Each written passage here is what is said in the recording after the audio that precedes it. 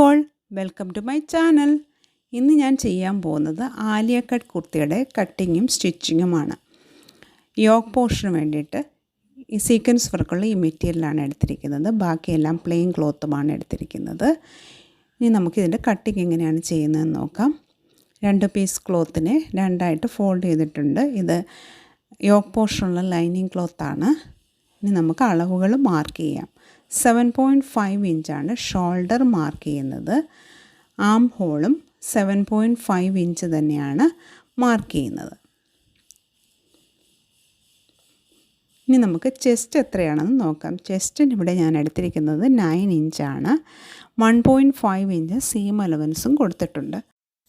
ഇനി യോക്കിന് ലെന്തായിട്ട് 14.5 ഇഞ്ചാണ് കൊടുക്കുന്നത്. 14.5 ഇഞ്ച് മാർക്ക് ചെയ്തതിൽ നിന്ന് ഓപ്പൺ സൈഡിലേക്ക് ഒരു 8.5 ഇഞ്ച് മാർക്ക് ചെയ്തു. 1.5 ഇഞ്ച് സീം അലവൻസും മാർക്ക് ചെയ്തു. നമുക്ക് ആം ഹോള് വരച്ചെടുക്കാം. ആം ഹോള് വരയ്ക്കുന്നതിന് മുമ്പായിട്ട് ഒരു 1/2 ഇഞ്ച് ഷോൾഡർ സ്ലോപ്പും മാർക്ക് ചെയ്യാം. ഇനി ആം ഹോള് വരയ്ക്കുക. ആം ഹോള് വരച്ചതിന് ശേഷം ബാക്കി മാർക്ക് ചെയ്ത പോയിൻറ്റ്സ് എല്ലാം ഒന്ന് ജോയിൻ ചെയ്തെടുക്കാം. അതിനുശേഷം യോക്കിൻ്റെ എൻഡിൽ നിന്ന് മുകളിലേക്കൊരു 1/2 ഇഞ്ച് വരച്ച് ചരിച്ചു വരയ്ക്കുക. ഇനി കട്ട് ചെയ്തെടുക്കാം.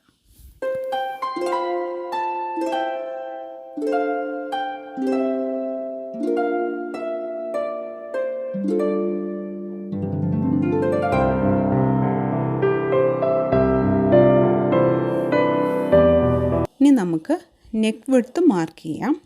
നെക്ക് വിഡ്ത്ത് 3.5 ഇഞ്ചാണ്. അത് മാർക്ക് ചെയ്യാം. മാർക്ക് ചെയ്തതിന് ശേഷം നമ്മൾ നേരത്തെ ഷോൾഡർ സ്ലോപ്പ് വരച്ച പോയിൻറ്റ്സിലോട്ട് ചരിച്ച് വരയ്ക്കുക. എന്നിട്ട് അതുകൂടെ കട്ട് ചെയ്തിട്ട് മാറ്റുക. ഇതേ സെയിം മെഷർമെൻറ്റിൽ തന്നെ നല്ല ക്ലോത്തും കട്ട് ചെയ്തെടുക്കുക.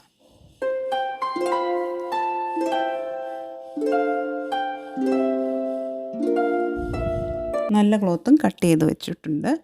ഇനി നമുക്ക് നെക്ക് എങ്ങനെയാണ് ചെയ്യുന്നതെന്ന് നോക്കാം. അതിനായിട്ട് ലൈനിങ് ക്ലോത്താണ് എടുത്തേക്കുന്നത്. രണ്ടായിട്ട് ഫോൾഡ് ചെയ്തിട്ടുണ്ട്.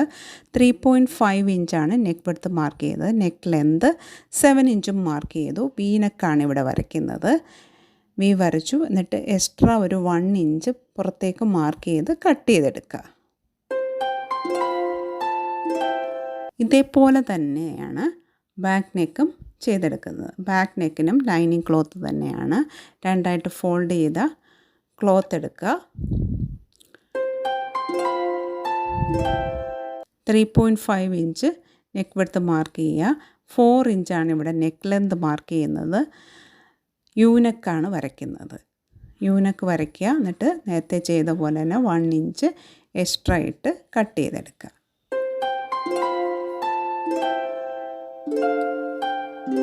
ഇനി നമുക്ക് ഫ്രണ്ട് പോർഷൻ്റെ ലൈനിങ്ങും നല്ല ക്ലോത്തും എടുത്തിട്ടുണ്ട്. ഇനി നമുക്ക് ആം ഹോള് കുഴിച്ച് വരയ്ക്കാം. ആം ഹോള് ഒരു 1/2 ഇഞ്ച് ഉള്ളിലേക്ക് ഫ്രണ്ട് പോർഷൻ മാത്രം മതി കുഴിച്ച് വരയ്ക്കുക. വരച്ചതിന് ശേഷം കട്ട് ചെയ്തെടുക്കുക. ആലിയ കട്ടിന് വേണ്ടിയിട്ടും ഫ്രണ്ട് പോർഷൻ മാത്രമാണ് ചെയ്യേണ്ടത്.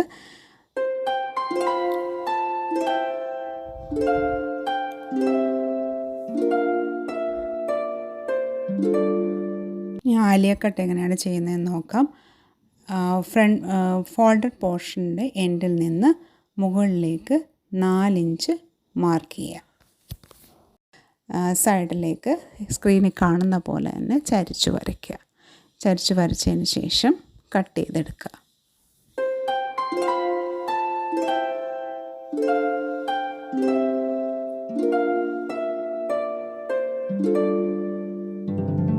ഇപ്പോൾ യോക്ക് പോർഷൻ്റെ കട്ടിങ് കഴിഞ്ഞിട്ടുണ്ട്. ഇനി നമുക്ക് നെക്ക് സ്റ്റിച്ച് ചെയ്തെടുക്കാം. ഫ്രണ്ട് പോർഷനാണ് ചെയ്യുന്നത്. ഫ്രണ്ട് പോർഷൻ നേരത്തെ കട്ട് ചെയ്ത് വെച്ചിരുന്ന നെക്ക് ക്ലോത്ത് എടുക്കുക. നല്ല സൈഡിൽ തന്നെ വെച്ച് സ്റ്റിച്ച് ചെയ്തെടുക്കുക. സ്റ്റിച്ച് ചെയ്തെടുത്തതിന് ശേഷം എക്സ്ട്രാ ക്ലോത്ത് കട്ട് ചെയ്ത് കളയുക. കട്ട് ചെയ്തതിന് ശേഷം ചെറിയ ചെറിയ കട്ട്സ് ഇട്ട് കൊടുക്കുക. ഉള്ളിലേക്ക് ഫോൾഡ് ചെയ്ത് ടോപ്പ് സ്റ്റിച്ച് ചെയ്തെടുക്കുക.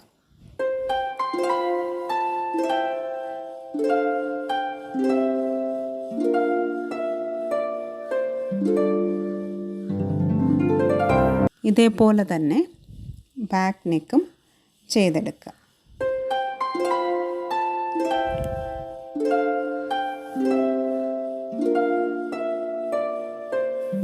ബാക്ക് നെക്കും ചെയ്തെടുത്തു.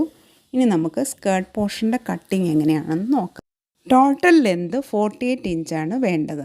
അതിൽ 14 ഇഞ്ച് യോക്ക് പോർഷന് പോയി. 14.5 ഇഞ്ചിൽ 0.5 ഇഞ്ച് യോക്ക് പോർഷനിൽ ഷോൾഡർ സ്ലോപ്പായിട്ട് പോയി. അങ്ങനെ 14 ഇഞ്ചും കൂടെ കഴിഞ്ഞ് കഴിഞ്ഞാൽ നമുക്ക് 34 ഇഞ്ചാണ് കിട്ടുന്നത്. അതിൻ്റെ കൂടെ അടി മടക്കി അടിക്കാനും ജോയിൻ ചെയ്യാനും കൂടെ വേണ്ടിയിട്ട് 2 ഇഞ്ച് സീം അലവൻസ് കൂടെ എടുക്കുക. അപ്പോൾ 36 ഇഞ്ച് കിട്ടും.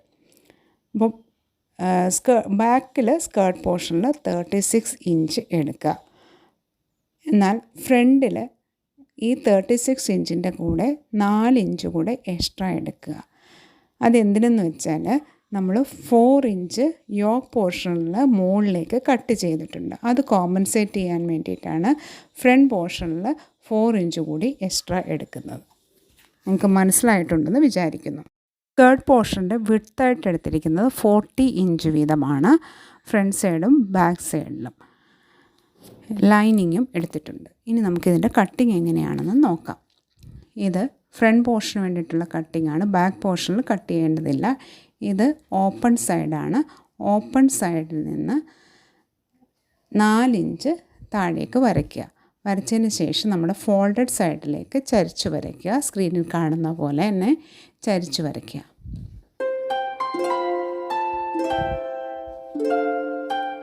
വരച്ചതിന് ശേഷം കട്ട് ചെയ്തെടുക്കുക.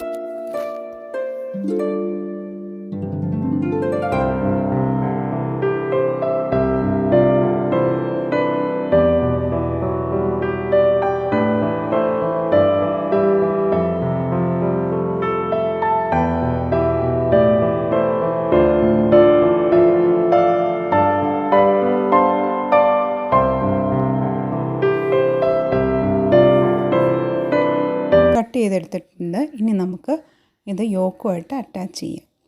യോക്കിൻ്റെ നല്ല സൈഡും സ്കേർട്ട് പോർഷൻ്റെ നല്ല ക്ലോത്തിൻ്റെ നല്ല സൈഡും ഫേസ് ടു ഫേസ് വരുന്ന രീതിയിൽ വെക്കുക. അതിൻ്റെ മിഡിൽ പോർഷൻസ് രണ്ടും കൂടെ ഒന്ന് പിൻ ചെയ്ത് വെക്കുക.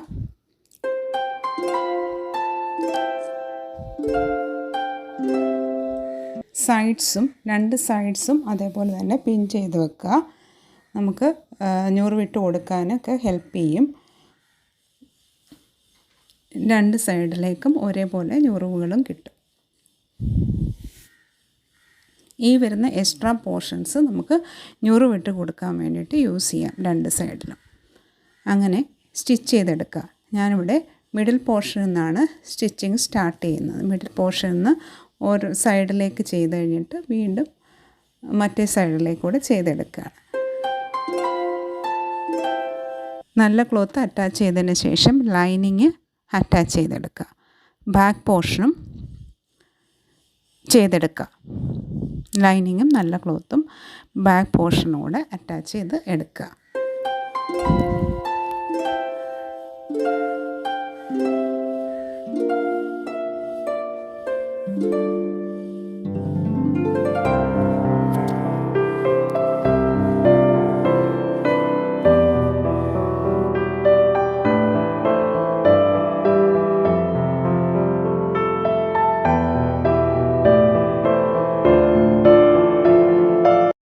ഇനി നമുക്ക് സ്ലീവ് എങ്ങനെയാണ് ചെയ്യുന്നതെന്ന് നോക്കാം.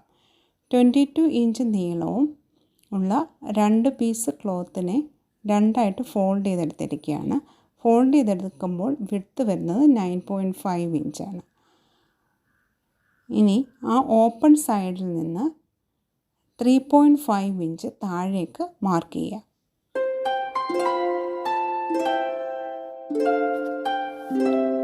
ഇനി നമുക്ക് സ്ലീവിൻ്റെ എൻഡിലെ അളവുകൾ മാർക്ക് ചെയ്യാം. ഞാനിവിടെ 6.5 ഇഞ്ചാണ് എടുത്തിരിക്കുന്നത്.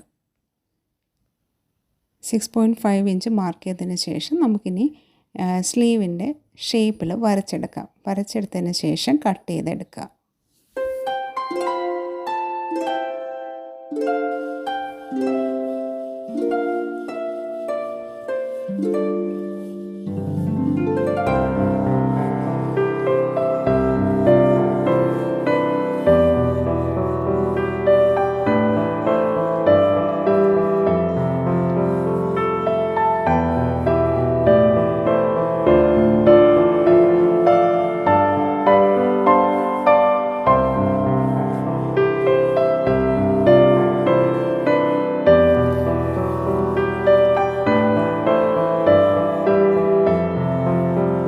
സ്ലീവിൻ്റെ എൻഡ് മടക്കി അടിക്കുക.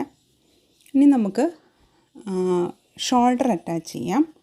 രണ്ട് സൈഡും ഷോൾഡർ അറ്റാച്ച് ചെയ്തെടുക്കുക.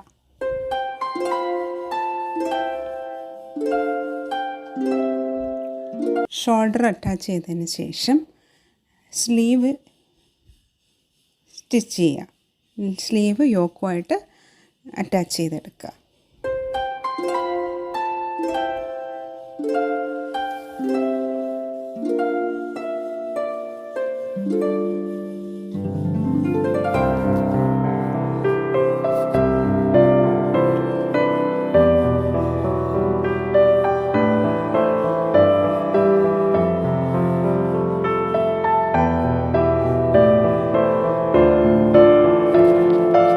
സ്ലീവ് അറ്റാച്ച് ചെയ്തതിന് ശേഷം സൈഡ്സ് ജോയിൻ ചെയ്യാം.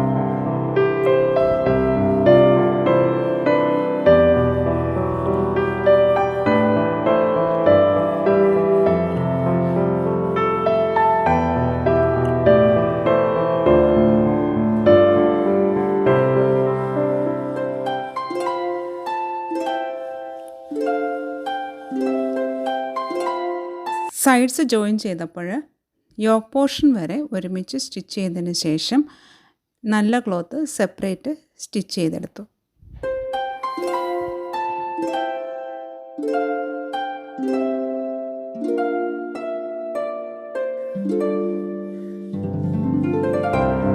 ഇത് സ്റ്റിച്ച് ചെയ്തതിന് ശേഷം ലൈനിങ് സെപ്പറേറ്റ് ആയിട്ട് സ്റ്റിച്ച് ചെയ്തെടുക്കുക.